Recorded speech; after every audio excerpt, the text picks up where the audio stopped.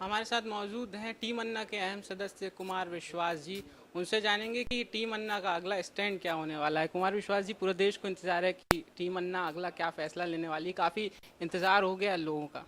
देखिए, जैसा पहले हम लोग कह रहे थे कि संसद के शीतकालीन सत्र पर हमारी दृष्टि है। अभी स्टैंडिंग कमेटी ने अपनी रिपोर्ट्स जो हैं वो सबमिट की हैं पार्लियामेंट के सामने, और हमें यही उम्मीद है कि उसमें हमारे और देश के हित में कोई बातें की गई होंगी।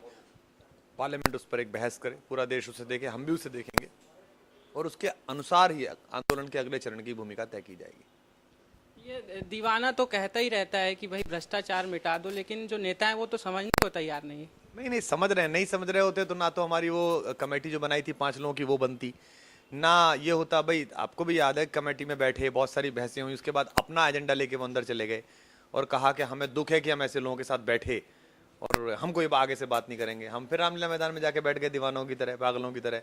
उन्होंने फिर कहा कि नहीं नहीं, ये बात करेंगे। माननीय प्रधानमंत्री जी ने लिखा पत्र और कहा कि मैं भरोसा दिलाता हूं कि एक मजबूत जन लोकपाल जैसा देश चाहता है वैसा हम देंगे। तो और कोई रास्ता बचता नहीं है भारतीय राजनीति के पास कि वो जनता की भावनाओं को समझना शुरू करे। अब ये आपने टीम अन्ना की जो कमेटी थी उसको भंग करके एक नई कमेटी बनाने की मांग की थी। क्या जरूरत पड़ी कि किरण बेदी, प्रशांत भूषण, अरविंद केजरीवाल जैसे नामी लोग पहले से जुड़े हैं, नई कमेटी का विस्तार किया जाए? निश्चित रूप से होना चाहिए। केवल हम कुछ लोग 10-20 लोग ही क्यों माने जाएं कि भ्रष्टाचार की लड़ाई लड़ रहे हैं? क्या उसमें देश शामिल नहीं है? क्या चौराहे पर खड़े हुए वो लोग जिन्होंने मोमबत्तियां जलाई, वो माएँ जो अपने बच्चों को भेजकर धरना स्थल पर आई, वो लोग जो अपने ऑफिस से आने के बाद शाम का खाना खाए बिना धरना स्थल पर रैली में प्रदर्शन में लगे, वो टीम अन्ना नहीं है क्या? वो भी टीम अन्ना है। भ्रष्ट ताकतें क्या करना चाहती हैं कि वो टीम अन्ना के नाम पर कुछ लोगों को कॉर्नर करके आंदोलन खत्म करना चाहती हैं। मेरा उद्देश्य केवल अन्ना से कहने का यही था, और मुझे प्रसन्नता है कि प्रारंभिक रूप से उन्होंने जरूर कहा कि भाई ये सहज नहीं है, टीम ने कहा, लेकिन आज अन्ना हजारे साहब ने भी इस बात को स्वीकार किया कि टीम बड़ी होनी चाहिए, और उन्होंने मुझसे सहमति जताई, हम उनके साथ हैं ही। तो टीम का विस्तार होना लाजमी है और जल्दी ही टीम का विस्तार होगा। टीम का तो विस्तार हो जाएगा, लेकिन जो पहले से जो टीम के सदस्य हैं उन पे तो हमले हो रहे हैं। आप किस तरीके से सुरक्षित अपना तैयारी में हैं? कोई तैयारी नहीं किसी प्रकार की, व्यक्तिगत सुरक्षा की कोई तैयारी नहीं है। और अगर हमले हो रहे हैं तो इसका मतलब ये तय है कि हम लोग अच्छा आंदोलन कर रहे हैं। अगर हमें नोटिस ना लिया गया होता तो हम सोचते कि आंदोलन में कोई धार नहीं है। तो जितने ज्यादा हमले हो रहे हैं उतनी ज्यादा पूरे देश को ये पता चल रहा है कि चूंकि ये लोग भ्रष्टाचार के खिलाफ लड़ रहे हैं, इनके ऊपर हमले हो रहे हैं। वो मैं ये नहीं कह रहा कि वो झूठे हैं या वो सच हैं, वो आरोप सच या झूठे हैं तो कानून बताएगा, तो समय बताएगा। क्योंकि जब पहली बार आंदोलन शुरू हुआ था 5 अप्रैल को, तो आपको याद हो प्लॉट की रजिस्ट्री आई थी, एक सीडी आई थी प्रशांत भूषण शांति भूषण जी की बातचीत। आज वो सीडी कहाँ है? आज वो प्लॉट के अलॉटमेंट कहाँ गए? वो तब तो एकदम ऐसा हो गया था कि सचमुच ही लूट लिया दिखे उन्होंने। लेकिन हमने जवाब दिया, हमने बताया कि ऐसा नहीं है, लेकिन उन्हें लगा कि जब ये मामला नहीं चल रहा है तो नहीं मानने लड़ ही रहे हैं, तो उन्होंने भूल गए। ऐसे ही इन हमलों को भी भूल जाएंगे और हम इसी तरह लड़ते रहेंगे। ठीक है, अन्ना टीम के सदस्यों पे जो हमले हो रहे हैं उसको तो आप भूल जाएंगे, लेकिन जब नेताओं पे अभी हमले होने लगे हैं, शरद पवार को चाटा पड़ रहा है।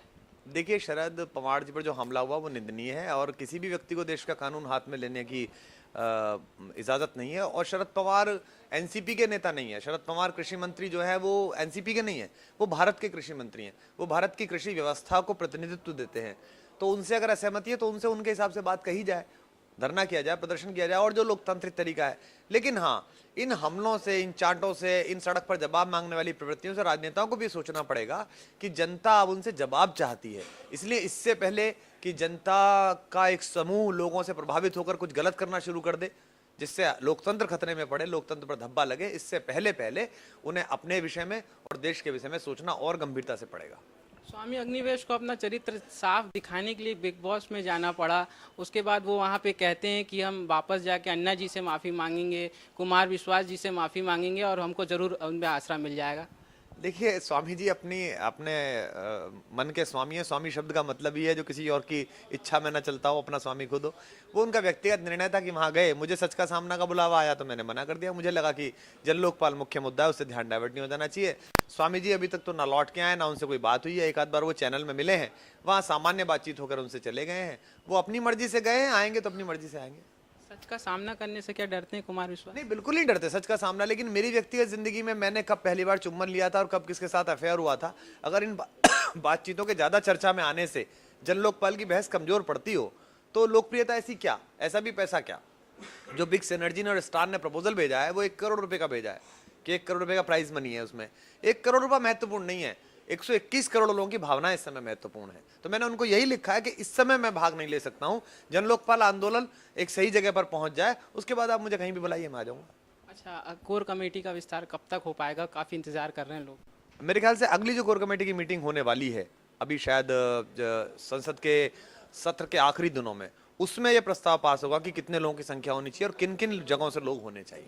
अच्छा, अभी जो देश के हालात चल रहे हैं, आप लोग काफ़ी लंबी लड़ाई लड़ रहा है, पूरा देश लड़ाई लड़ रहा है। दीवाना तो कह ही रहा है, लेकिन अब दीवाना अपने कविया के अंदाज में कुछ और कह पाएगा? नहीं, मैं तो लगातार होठों पर गंगाओं हाथों में तिरंगा सुना रहा हूँ, और यूथ जो आया है इस आंदोलन में, उसकी भूमिकाएं बहुत गंभीरता से तलाश कर रहे हैं हम लोग, और बड़े कॉन्शियस है उसके लिए। और मैं सदा युवाओं से की भागीदारी से आश्वस्त होता हुआ ये कहता हूं कि मुर्दा लोहे को भी औजार बनाने वाले, अपने आंसू को भी हथियार बनाने वाले, हमको बेकार समझते हैं सियासतदान, मगर हम हैं इस मुल्क की सरकार बनाने वाले। बिल्कुल, कुमार विश्वास कह रहे हैं कि देश की सरकार बनाने के लिए जनता आगे आएगी। ये देश की जनता के पास ही वो ताकत है जो नेताओं को सही राह दिखाने वाली है। कैमरामैन सुरेश वाधवानी के साथ धीरेन्द्र गिरी गोस्वामी, खबर भारती, रायपुर।